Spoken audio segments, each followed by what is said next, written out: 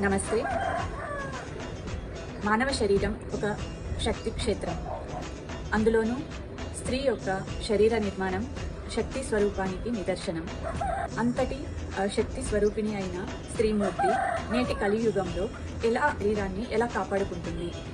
ఇది చాలా ముఖ్యమైన అంశము.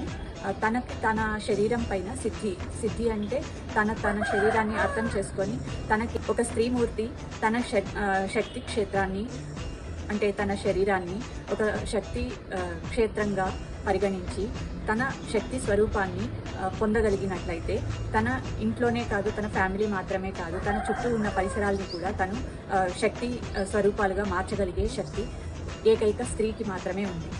మగవాడికి ఏమీ తక్కువ లేదు, ఎందులోనూ తక్కువ కాదు అనే ఉద్దేశంతో అలాంటి ఒక స్టేట్మెంట్ని ఎక్కువ ప్రచారం చేయడం వల్ల సమాన హక్కు అని తన స్త్రీత్వాన్ని, తన సహజమైన లక్షణాన్ని, తనకు సహజమైన శక్తిని కోల్పోతుంది.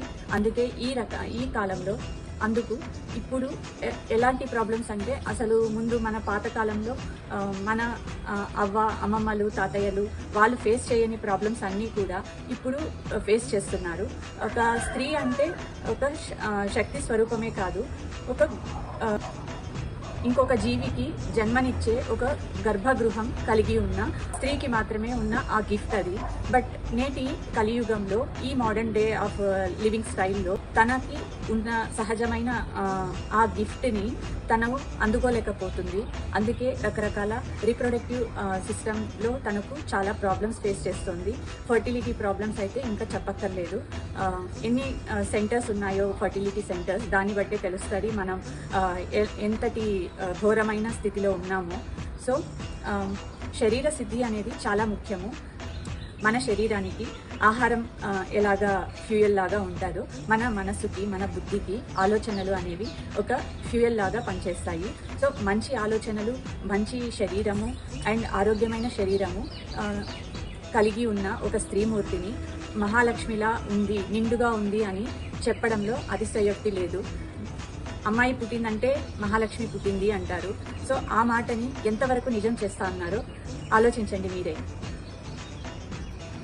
శరీర సిద్ధికి సంబంధించిన వీడియోస్ అండ్ లేడీస్ శక్తి స్వరూపాలుగా ఎలా మారాలి, ఎలాగా వాళ్ళు శక్తిని తిరిగి పొందగలుగుతారు అనే దానికి సంబంధించిన సమాచారాన్ని వివిధ వీడియోస్లో నేను చేయబోతున్నాను. మీకు ఏదైనా సలహాలు, సూచనలు ఇవ్వాలి అనిపిస్తే కామెంట్స్లో తెలియజేయండి. అండ్ ఆల్సో మీకు ఏవైనా డౌట్స్ ఉంది మీ శరీరం పట్ల సిద్ధిని ఎలా పొందాలి అనేది, మీకు ఏమైనా డౌట్స్ కానీ లేదా క్వశ్చన్స్, దీనికి సంబంధించిన క్వశ్చన్స్ ఏమైనా ఉంటే మీరు కామెంట్ సెక్షన్లో పోస్ట్ చేయండి. మరిన్ని విలువైన సమాచారంతో మళ్ళీ మీ ముందుకు వస్తాను. నమస్తే, మీ యోగసిద్ధి శక్తి గమిత.